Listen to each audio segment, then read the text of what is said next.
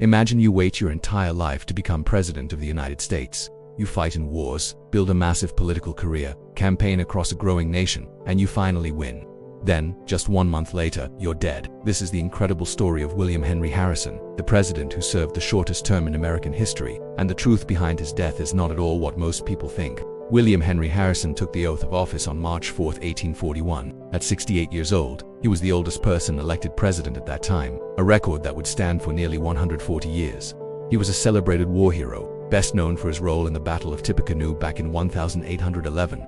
He built his entire political identity around being strong, tough, and a man of the frontier. His campaign slogan was simple and incredibly effective. Tippecanoe and Tyler too, and it worked beautifully. He won. But this is where the popular legend begins. On his inauguration day, Washington, D.C. was freezing cold, wet, and windy. To project an image of vitality and strength, Harrison chose not to wear a hat or an overcoat. He then proceeded to deliver the longest inaugural address in U.S. history. We're talking nearly 2 hours long, around 8,400 words, all spoken outdoors in the biting cold. The story everyone tells is that this speech killed him, that he caught pneumonia because he stood in the cold for too long just trying to prove how tough he was. It sounds dramatic, almost poetic, doesn't it? A president trying to look strong, only to be defeated by the forces of nature. But as with most things in history, the truth is a little more complicated. About 3 weeks after his inauguration, Harrison became seriously ill. His doctors at the time diagnosed him with pneumonia. His condition deteriorated rapidly.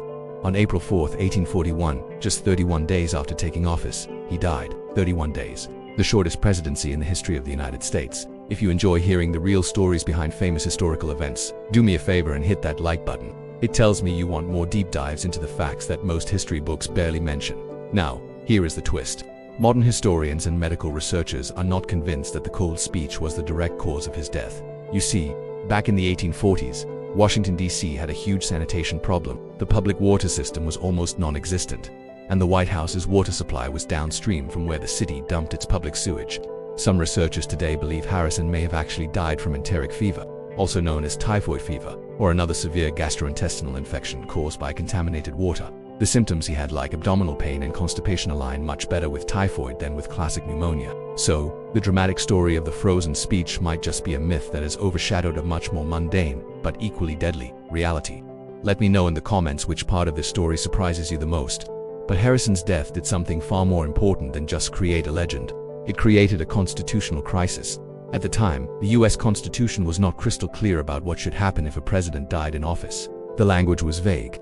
Did the vice president become the acting president, a sort of temporary placeholder? Or did he become the full president, inheriting all the powers and the title of the office?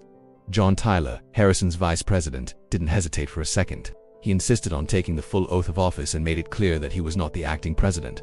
He was the president of the United States, period. Some members of Congress pushed back hard. They called him His Excellency and argued he should only serve in a temporary capacity until a special election could be held. But Tyler refused to back down. His firm stance set a critical precedent that lasted for over a century. It wasn't until 1967, with the ratification of the 25th Amendment, that this process of presidential succession was formally and legally clarified. So, even though William Henry Harrison's presidency lasted only 31 days, his death forced a change that reshaped the executive branch forever. Think about that for a moment. Sometimes, a person's biggest impact isn't measured in years served, but in the consequences of their absence. Now let's talk about the human side of this story. Harrison had waited decades for this moment. He had served his country as a soldier, a territorial governor, a congressman, a senator, and a diplomat. Becoming president was the absolute peak, the culmination of a lifetime of ambition and public service. He barely even had time to move his things into the White House before he was gone. There's something so deeply human and tragic about that. It's a powerful reminder that no matter how much power or status someone achieves, they are still fragile. The irony is almost too much to ignore. He campaigned as the rugged frontier hero, the embodiment of strength and endurance, and yet an invisible illness took him down faster and more decisively than any political opponent ever could. If you want to see more videos exploring the hidden corners of history like this, make sure to hit that subscribe button and turn on notifications so you don't miss the next one. Here's something else most people don't realize. Harrison's death also fundamentally changed campaign strategy in the United States. His 1840 campaign was one of the very first to use what we would now call modern political marketing. They had catchy slogans, popular songs, and powerful symbols, like using the log cabin to connect with everyday voters.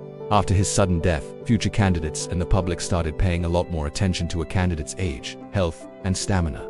The physical condition of a potential president became a legitimate part of the public conversation. and it has remained so ever since. From the public not knowing about Franklin Roosevelt's health struggles to the detailed medical exams that modern presidents undergo, Americans still care deeply about whether their leader is physically capable of handling the immense pressures of the job. You could argue that William Henry Harrison's short presidency planted that seed. So, what's the real story? Did a long cold speech kill him? Maybe it weakened his immune system, making him more susceptible to infection. Or maybe it had nothing to do with it at all. What we know for certain is this: William Henry Harrison served for exactly 31 days.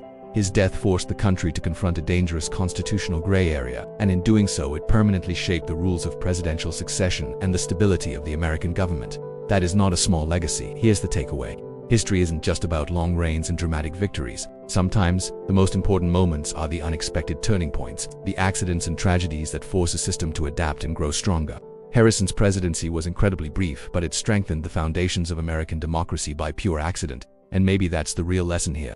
You don't always get to control how long your moment in the spotlight lasts, but you might still end up shaping history in ways you could never have imagined. The next time someone asks who had the shortest presidency in US history, you'll not only know the answer, you'll know the fascinating story behind it. William Henry Harrison, 31 days, and a legacy that is far bigger than most people realize. Thanks for watching. I'll see you in the next video.